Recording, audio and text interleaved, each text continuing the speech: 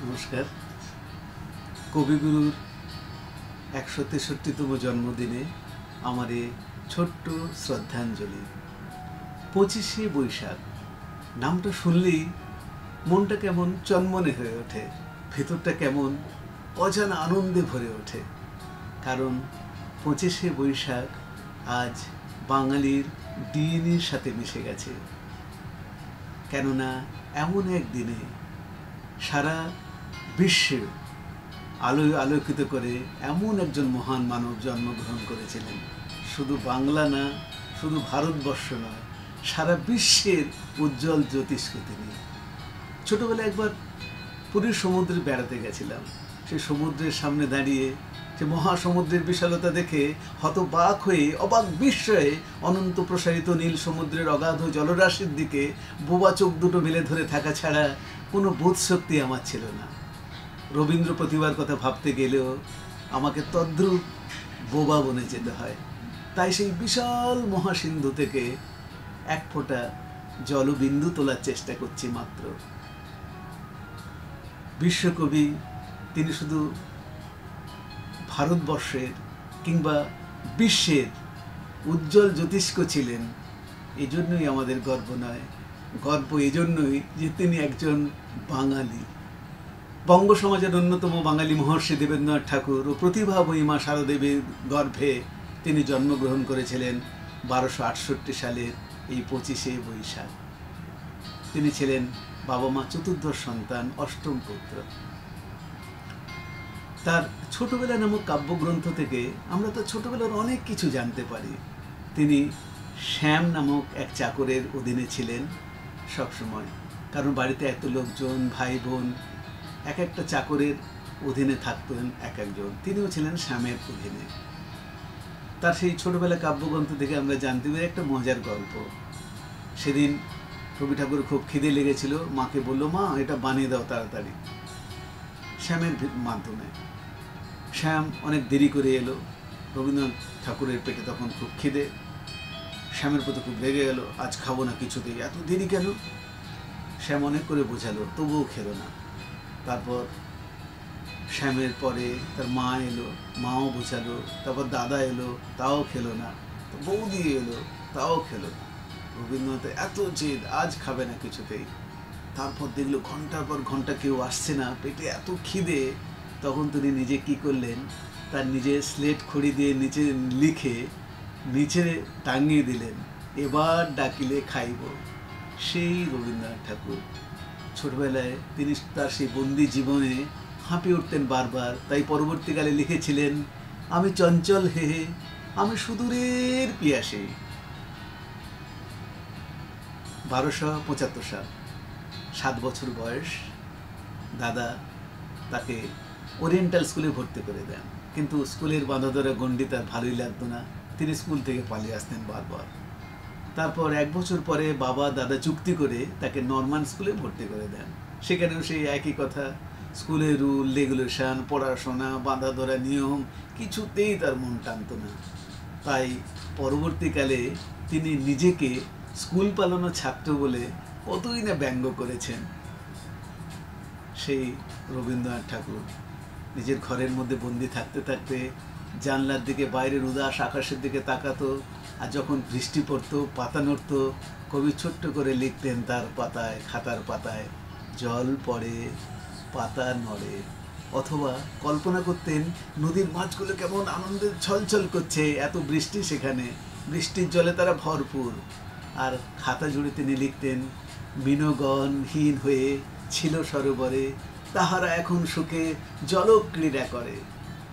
সেই রবীন্দ্রনাথ ঠাকুর, যার আর একটা সুন্দর কবিতা মনে পড়ে, ছোটবেলারই লেখা, আমসত্ব দুধে ফেলি তাহাতে কদলি দলি, হাপুস হুপুস শব্দ চারিদিক নিস্তব্ধ, পিপুর কাঁদিয়া যায় পাতের ধারেতে।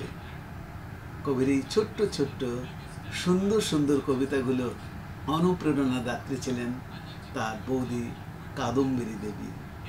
কাদম্বিনী দেবীর জন্য তার জীবনে অনেক লেখা, অনেক গল্প, অনেক গাঁথা। তাই তো পরবর্তীকালে কাদম্বিনী দেবীর মৃত্যুতে তিনি লিখেছিলেন, কাদম্বিনী মরিয়া প্রমাণ করিল সে মরে নাই। সেই রবীন্দ্রনাথ ঠাকুর। ছোটবেলা থেকেই তার প্রতিভার চারিদিকে ছড়িয়ে পড়ে, প্রতিভার আলোকবর্তিকা। মাত্র 18 বছর বয়সেই কবি লিখেছিলেন তার কবিতা নির্ঝরের স্বপ্নভঙ্গ। কবি নিজে কবি হতে চেয়েছিলেন কিনা জানি না, কিন্তু এই রূপসী বাংলা রূপ ও মাধুর্য তাকে কবি হওয়ার পথেই টেনে এনেছিলেন। কবি তার সেই বন্দি জীবন পরবর্তীকালে তাই লিখেছিলেন সোনার তরীর 2 খাঁচা কবিতায়। বনের পাখি ছিল বনে, খাঁচার পাখি ছিল সোনার খাঁচাটিতে, বনের পাখি ছিল বনে, একদা কি করে মিলন হলো দেহে। খাঁচার পাখি বলে বনের পাখি আয়, খাঁচায় থাকি নিরিবিলে। বনের পাখি বলে শিকলে ধরা নাহি দেব, খাঁচার পাখি বলে হায় কেমনে বনে বাহিরিব। সেই রবি ঠাকুর খাঁচায় বন্দি মন, সেটাকে ভাঙার জন্য তিনি লিখলেন মাত্র 18 বছর বয়সে নির্ঝরের স্বপ্নভঙ্গ। আজি এ প্রভাতে রবির কর, কেমনে পশিল প্রাণের পর, কেমনে পশিল গুহার আধারে প্রভাত পাখির গান। না জানি কেন রে এত দিন পরে জাগিয়ে উঠেছে প্রাণ, জাগিয়ে উঠেছে প্রাণ, উথলি উঠেছে বাসনা, প্রাণের আবেগ প্রাণের বাসনা, রুধিয়া রাখিতে নারী। থর থর করি কাঁপেছে ভূধর, শিলা রাশি রাশি পড়িছে কোষে, ফুলিয়া ফুলিয়া ফেনিল সলিল, গরজি উঠেছে দারুণ রসে। কবিকে এইভাবে কবি হওয়ার পথে এগিয়ে দিয়ে আমরা আসুন ক্ষণেকের জন্য দৃষ্টি ফেরাই বাংলা সাহিত্যাকাশের দিকে। তখন ঊনবিংশ শতাব্দীর শেষার্ধ, বাঁকা চাঁদের কিরণমালার হীরকদ্যুতি, রহস্যঘন আলো আঁধারের সঙ্গে মনোমুগ্ধকারী চন্দ্রকিরণের লুকোচুরি খেলা। আর সেই লুকোচুরি খেলার মধ্যে দিয়ে সৃষ্টি হলো কতগুলো রোমান্সধর্মী উপন্যাস, কপালকুণ্ডলা, মৃণালিনী, বিষবৃক্ষ। আমি এতক্ষণ যার কথা বলছি বুঝতে নিশ্চয়ই কারো বাকি নেই, তিনি হলেন আমাদের বাঁকাচাঁদ বঙ্কিমচন্দ্র, সাহিত্য সম্রাট। বাঁকাচাঁদ বঙ্কিমচন্দ্র সেই তার কিরণ পৃথিবীর অনেক জায়গায় ছড়িয়ে গেছিল, কিন্তু পৃথিবীর সাহিত্যাকাশ সম্পূর্ণ আলোয় আলোকিত করতে পারেননি। কিন্তু যার সাহিত্যে পুরো সাহিত্য জগৎ আলোয় আলোকিত, তিনি ছিলেন রবীন্দ্রনাথ ঠাকুর। সাহিত্যাকাশ আলোয় ঝলমল করতে থাকলো, তার লেখা গল্প, গান, কবিতায় পুরো ভরে উঠল দুনিয়া। আর রবীন্দ্রনাথ ঠাকুর নিজেই বললেন, অতি দূর হতে আসিছে পাবনে বাঁশির মদির মন্দ্র, জনহীন পুরী পুরবাসে গেছে, গেছে মধুবন ফুল উৎসবে, শূন্য নগরী নিয়োগী নিয়োগে হাসিছে পূর্ণচন্দ্র। কবি নিজেই বলেছিলেন যে পরের মধ্যে, নিজের মধ্যে, প্রকৃতির মধ্যে প্রবেশ করাকে বলেই কবিত্ব। রবীন্দ্রনাথ ঠাকুর নিজেই যেমন পরের মধ্যে, যেমন নিজের মধ্যে, তেমন প্রকৃতির মধ্যে প্রবেশ করে দেখিয়েছিলেন কবি কাকে বলে, কবিত্বটা কি। তার সেই অসাধারণ ছোঁয়ায় সাধারণ মানুষও কত অসাধারণ হয়ে উঠেছিলেন। তাই তো তিনি তার ছোট গল্পের সংজ্ঞাতে লিখেছিলেন, ছোট প্রাণ ছোট ব্যথা, ছোট ছোট দুঃখ কথা, নিতান্তই সহজ সরল, সহস্র বিস্তৃতি রাশি, প্রত্যহ যেতেছে ভাসি, তারই দুচারিটি অশ্রুজল। নাহি বর্ণনার ছটা, নাহি ঘটনার ঘন ঘটা, নাহি তত্ত্ব নাহি উপদেশ, অন্তর অতৃপ্ত রবে, সাঙ্গ করি মনে হবে, শেষ হয়ে হইল না শেষ। এত এত তার লেখা, প্রতিটা বলতে শেষ হয় না। তার গানের কথা, তার কবিতা, প্রহসন, উপন্যাস, এক একটা নাম করলে শেষ হয় না। তার কবিতা বিখ্যাতগুলো আমরা সকলেই জানি, দেবতার গ্রাস, বিসর্জন, ক্যামেলিয়া, 2 বিঘা জমি, দেবতার গ্রাস, আর কর্ণকুন্তী সংবাদ, কত কত কবিতা, বাঁশি, যেগুলো আমাদের ভিতর জুড়ে থাকে সবসময়, ভিতরে সবসময় ধ্বনিত হয়, গুনগুন করে বলতে থাকি পথ চলতে চলতে। কত উপন্যাস, রাজর্ষি, গোরা, চোখের বালি, যোগাযোগ, শেষ হয় না। প্রহসন, উপন্যাস, কি না লিখেছেন। একবার আমার মনে আছে, তখন সমবায়িকার উপর বক্তৃতার জন্য, একটা ডিবেটের জন্য স্কুল থেকে আমাকে সিলেক্ট করেছিল। তা আমি একটা লাইব্রেরিতে গিয়ে সমবায়িকার উপর বই খুঁজছিলাম রবীন্দ্রনাথের। আর খুঁজতে খুঁজতে এত এত ভলুম দেখে আমি তো অবাক যে একটা মানুষ সমবায়িকের উপর এত লিখতে পারে। তাই পরবর্তীকালে প্রথম বাড়িটা কিনে যার ফটো আমি লাগিয়েছিলাম তার নিচে আমি লিখেছিলাম, যদি দুনিয়াতে ঠাকুর কেউ থাকে সে রবি ঠাকুর, সেই রবি ঠাকুর। তিনি নিজেই বলেছেন, আমার সাহিত্য একদিন যদিও কখনো ম্রিয়মান হয়, কিন্তু আমার গান ধ্বনিত হবে পৃথিবীর প্রতিটি কোণে কোণে, যতদিনে পৃথিবীর স্পন্দন থাকবেন। সেই রবি ঠাকুর, সেই গান আমরা সকলেই জানি। আমার হিয়ার মাঝে কে ছুঁয়ে গেল রে, বসন্তের বাতাসটুকুর মতো সে যে ছুঁয়ে গেল, নুয়ে গেল, ফুল ফুটিয়ে গেল শত শত। অথবা সেদিন দুজনে দুলেছিল বনে, ফুল ডোরে বাঁধা ঝুলনা, যেতে যেতে পথে পূর্ণিমা রাতে চাঁদ উঠেছিল গগনে। অথবা আমার হিয়ার মাঝে কে লুকিয়েছিল রে, দেখতে আমি পাইনি যে তার, দেখতে পাইনি রে। অথবা কিছু বলবো বলে এসেছিলেন, রইনু চেয়ে না বলে, কিছু বলবো বলে এসেছিলেন। পুরনো সেই দিনের কথা ভুলবি কি রে হায়। কত কত গান যেগুলো আমাদেরকে প্রতিটা মুহূর্তে সম্পূর্ণ করে। তাই রবীন্দ্রনাথের এত গর্ব তার গান নিয়েছিল। দেশ বিদেশ সর্বত্রই তিনি ঘুরেছিলেন তার সাহিত্য নিয়ে।